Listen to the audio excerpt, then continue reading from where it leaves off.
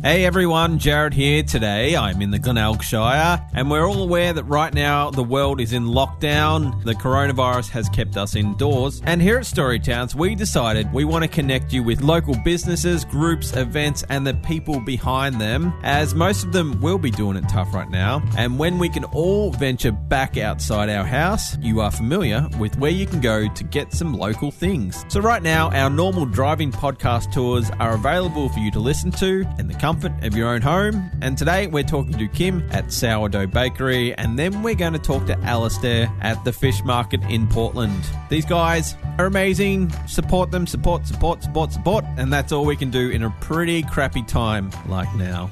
All right, over to Kim and her partner Peter. Kim, you've fallen down a rabbit hole. What's this rabbit hole about? Basically, we've just brought back bread how it used to be made. Now, but you kind of started in your back kitchen, and then something happened, and then people started to notice that you were a little bit talented, and then more talented, and then you became this kind of household name around the area. Oh, I don't know. I think our main job, we look at it as just feeding our community, just getting back to basics and making bread how it should be made.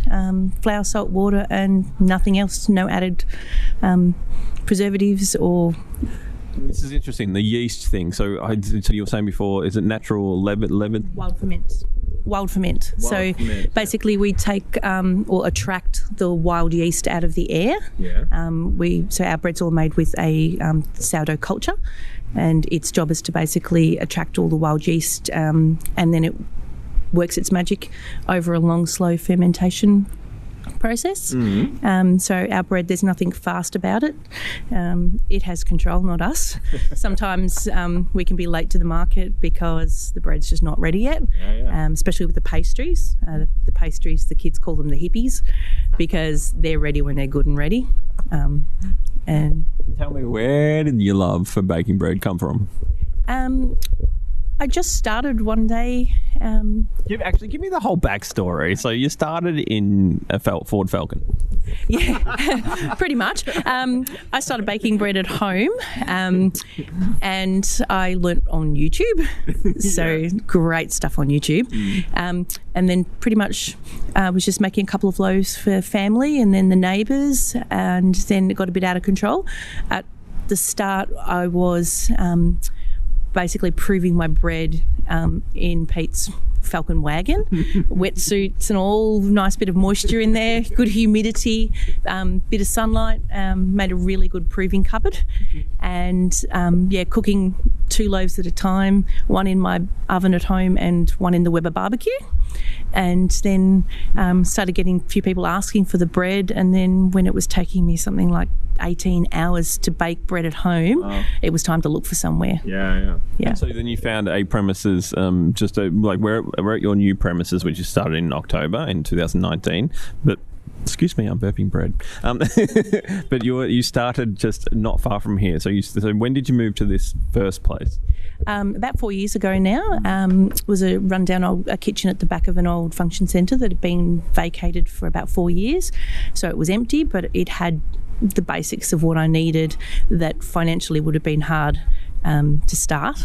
A few stainless steel benches, a cool room, and a pretty crappy old oven that I could bake 9 loaves at a time. You had to do it backwards too. You had to raise the money to get the equipment, yeah? Yeah, not many banks are going to lend money to a crazy woman who learnt to make bread on YouTube and has no formal qualifications. One day I baked 144 loaves, 9 at a time, and then it was time I really had to get a bigger oven. It took me probably, I think, about 14 hours to bake the bread. Made for a very long day. When you started to upgrade and get more equipment, and then your name just started to get out and about. And what do you think? What's the success of people starting to know you pretty quickly for 4 years? So what do you think that success is? First of all, we found people came and sought us out because they needed this type of bread. They needed a more gut-friendly, healthier bread. A lot of our customers at the start were actually people that made their own bread. So when we came along, it was like, yippee, we don't have to make our bread now. They retired their starters and then became our first lot of customers. They educated us about why they needed our bread. We were really oblivious. We just loved it. Yeah. It was real bread and tasted great. And so then word of mouth got around town. People started telling their friends. And then before we know it, 4 years down the track, we're baking probably over 1,000 loaves a week. We only bake 3 to 4 days a week. Yep. And then probably about 400 or 500 pastries, all naturally leavened as well. Yep. So it's just sort of got crazy. You have gone crazy. And Pete, what's your role in this position?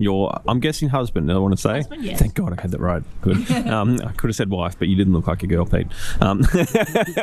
What's your role in this then, Pete? Give me the rundown. My role in the business now is, since I've given up my other jobs, as I pretty much assist Kim in all the aspects of running the bakery.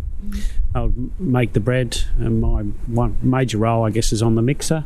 Yep. Mixing the different types of breads. We make about 25 different types of sourdough. So it's all made by hand. It's all hand-shaped, hand-rolled. And it's quite a physical, time-consuming process, but I think that's the key to the business, that it is a slow process and we make a quality product. It is quality because, and you and I were talking before, I'm a diabetic, and I said to you, usually if I eat, because I've eaten a bit now, if I eat any of this, any other breads or anything, my brain goes pretty sloppy within 10 minutes. It's been 15 minutes and I've got nothing. Like, it feels really good. So I absolutely agree. It's like you're doing something right, and I don't feel bad at all. I'm going to eat the rest of that, to be honest. I don't even know if we're actually doing anything right or different. We're just making bread how it should be made. Yeah. Time. And I've seen how it shouldn't be made. Like, this is exactly how it should be. Yeah. It's just a time process. People come in and they say, what are you doing differently? What's magic about it? And it's not. We're just going back to basics, making it how it was back in day dot. Just taking the time to ferment the flour and make it more gut health friendly. And I don't want you to be too modest, but you're getting pretty well known amongst the celebs too. Is this true? Yeah. Go on, tell me everything. Oh, I don't know what there is to tell. There's an amazing sourdough community out there, and don't even know what to put into words. Wow, let's Pete, do you want to talk for her on this one? You might be better to talk her up, Pete. Go. Oh, Kim probably won't say. She's a bit modest. Well, okay. She won awards at the National Artisan Baking Championships, 3 gold medals at the Australian Food Awards for the white sourdough, the wattle seed, and also our country sourdough. Yep. This past year she presented at the Grains convention, presenting her way of making things. And it's quite daunting, I think, for Kim, because she was up against some very well renowned bakers, and I think people were seeking her advice out after this presentation more than probably the others, because a lot of people can relate to what Kim's doing. Yeah.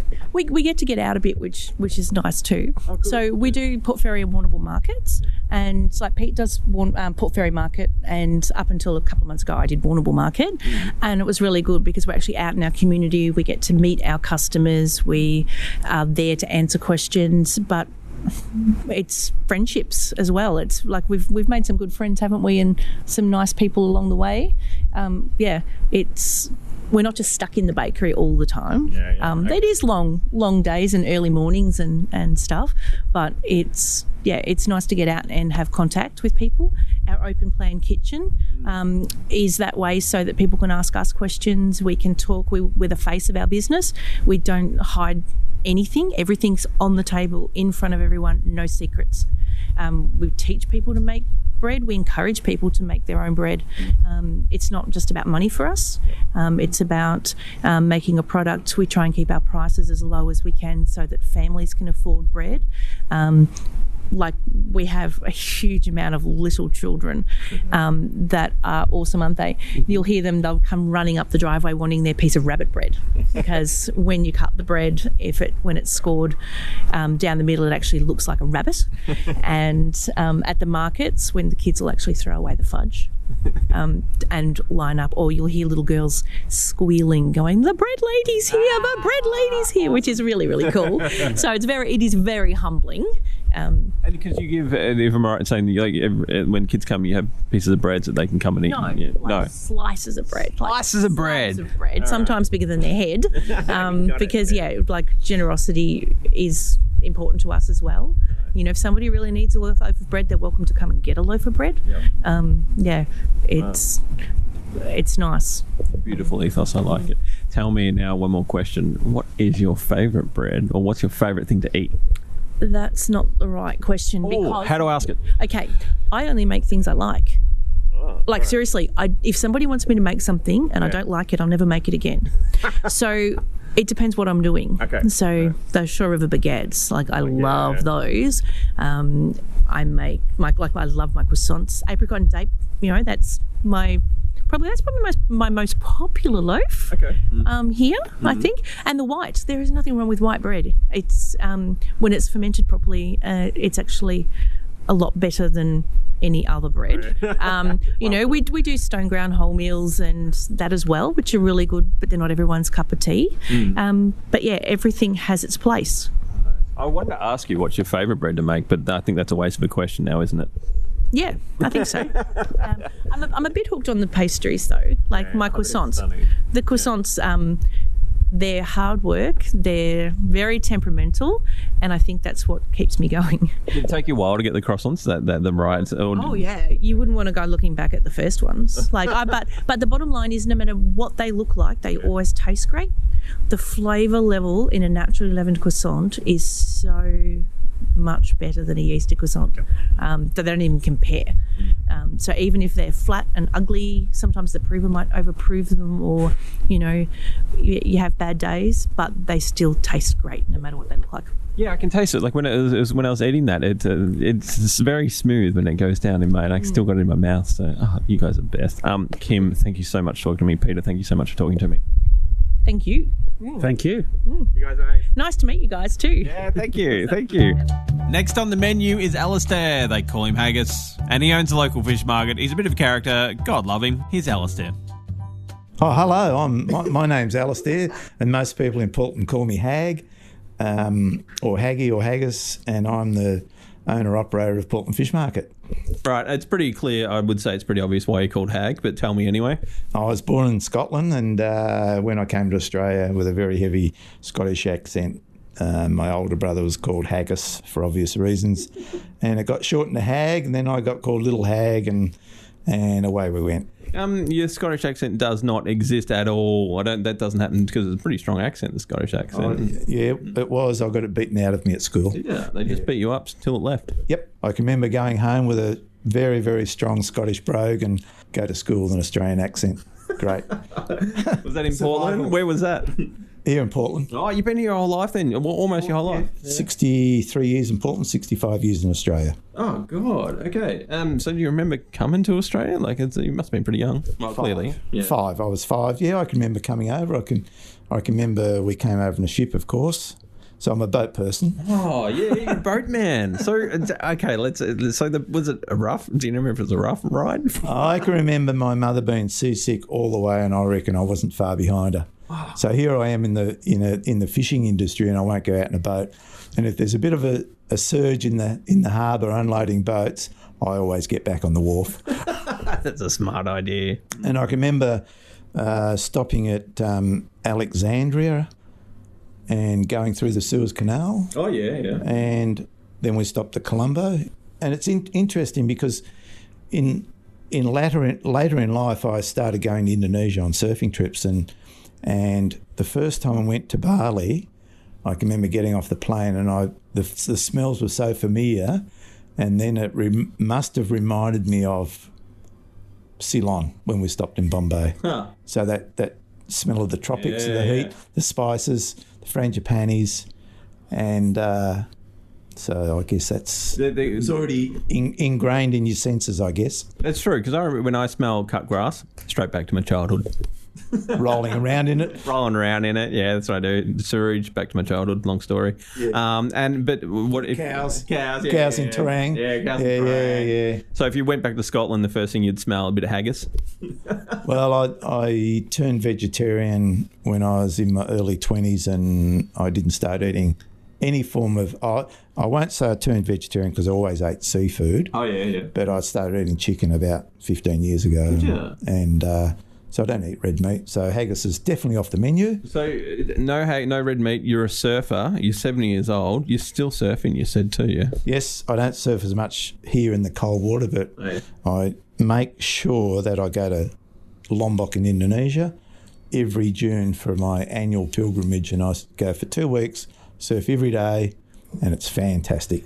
How did surfing? Did that start in Portland? Is this how it started? Yeah. I started surfing here in Portland. Did you? Yeah. Where's the surf around here? If everyone's listening to this, That's a secret. ooh, can't tell you. Sorry, everyone. Keep driving. Dr. Google's all over it now. So, Oh, damn it. so yeah, Google's spoiled it, and no, we've got good surf here in Portland. Yeah, give me some secrets. Come on, spit them out. Crumpets and black nose are the main spots, and yellow rock, and then you got the back of Cape Nelson, back of Cape Bridgewater, and Bridgewater Bay, of course, Bridgewater Beach. Yeah. That's where everyone learns to surf. The surf isn't all that good there, but everyone learns to surf there. All right, so now let's jump over to fish. Tell me when. So you are open certain times of the year, lobsters, and tell me when you're open. What days you're open then? We're open Monday to Friday from 10 till 5, Yep. and Saturday mornings from 11 to 1. And you will cook the lobster, don't you? Is that true, or did I make that up?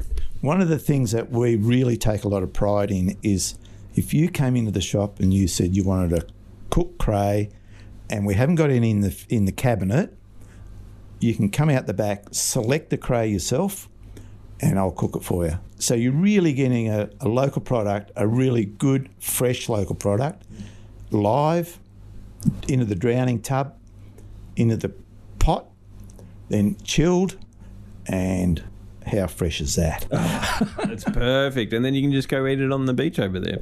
Well, that happens. We get a lot of people, and we often have to cut them in half, and we'll supply plates and serviettes and pepper and salt and a slice of lemon, and yummy. You're a bloody good man. And then we get a lot of Asian tourist visitors coming in, and they, particularly the Chinese, they like to have it sashimi style. What's sashimi, like raw?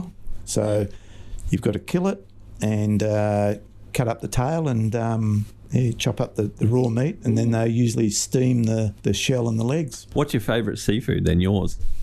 Prawns. Prawns. Yeah. Do you have lobster often? No. Nah. Too expensive. I'm only a poor man. I can't afford it. Can't afford your own lobster. Fair enough. But Portland Bay bugs are probably... yeah. They're an interesting crustacean. Yeah, tell me about them. They're a cross between a prawn and a crayfish, and they're called slipper lobster. Yeah. And they're very... Portland Bay bugs are so similar to the Balmain bugs. They're much smaller and they're much sweeter than their northern cousins. And they really are a poor man's crayfish, but they are delicious. Oh, yeah. So you have seafood, your house most nights, yeah? No. We'd have fish twice a week. Twice a week, yeah. Yeah, nice piece of flathead or some harpooka. Harpooka's a beautiful fish. Never heard of it. Tell me about harpooka. It's New Zealand groper is the common name. Oh, yeah. Or harpooka's a common name, but it's New Zealand groper. It swam over here to feed all the Kiwis. Why don't you have a fish and chip shop down here? Everyone said that to me. Would you start a fish and chip shop when you were 62? Yeah. No. Who wants to work Too stressful. 16 or 18 hours a day? It's all right if you're young, but it would have been a great opportunity. But, gosh, 10-hour days are long enough, and then the other projects I've got on the go, that takes up time. So my final question is, what does Portland mean to you? Portland's one of the best places in Victoria to live. Oh, nice. We've got the nice, pristine, clean environment, and really friendly people, and a lot of interesting characters. A lot of artisans come and live here, and there's a lot of really good art people that live here. And we've got clean beaches, great coastline. Yep. It's just beautiful. We've got some good coffee shops now. Yeah. And the restaurants are okay. What are the changes you've noticed, say in the last 10 years in Portland? Because I think there's been some changes, yeah? Yeah, people are starting to realise. People thought Victoria finished in, city-centric people, Victoria finishes at Werribee. Yeah. But people who are quite adventurous, Victoria finishes at Warrnambool, and Port Fairy's are really, really out there in the country. Now they're starting to discover Portland, and I must admit, in the last, let's say the last 8 or 10 years, as you said in your question, there is a strong focus on increasing the tourism dollar into town, and it's really working. Because of that, a lot of people are coming here and saying, wow, what a great place.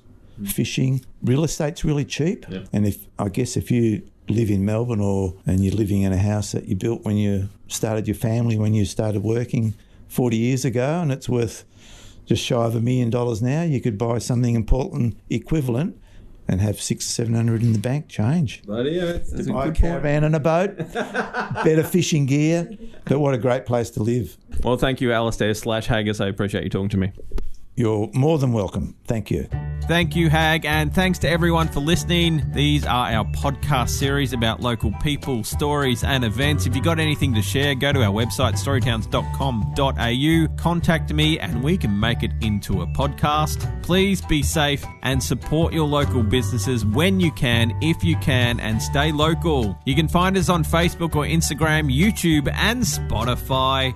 Just search for Story Towns. And I'll speak to you in the next podcast. Thanks, everyone. Bye.